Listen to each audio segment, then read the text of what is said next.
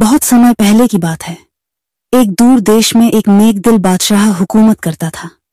उसके पास धन दौलत की कोई कमी नहीं थी। उसकी एक ही बेटी थी, राजकुमारी जैनब।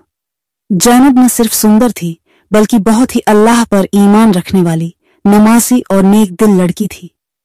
बादशाह चाहता था कि वह किसी बड़े और अमीर राजकुमार से उसकी शादी करे, लेकिन जैनब हमेशा कहती, अब्बू, मैं अल्लाह की रज़ा में ही अपनी खुशी समझती हूँ।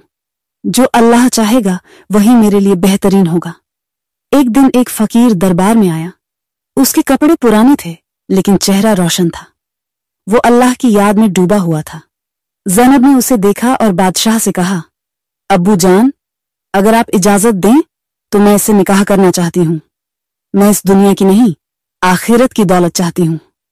बादशाह हैरान रह गया, लेकिन बेटी के सच्चे ईमान और यकीन को देखकर उसने निकाह की मंजूरी दे दी। फकीर और राजकुमारी का निकाह हो गया। दोनों एक छोटे से झोंपड़ी में रहने लगे, मगर जैनब को कोई शिकायत नहीं थी। वह रोजा रखती, नमाज पढ़ती और फकीर के साथ अल्लाह की इबादत में मग्न रहती। कुछ ही महीनों में उस फकीर की असलियत सामने आई।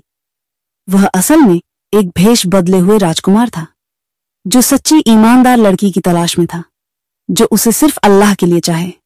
राजकुमारी जैनब का यकीन सच निकला। अल्लाह ने उसे वह इनाम दिया जिसकी वह हकदार थी, एक ऐसा जीवन साथी जो दिल से नेक और ईमान वाला था। बादशाह भी बहुत खुश हुआ और कहा, मेरी बेटी ने मुझे सिखा दिया कि असली शान अल्लाह पर यकीन में होती है, न कि महलों और सोने चांदी में।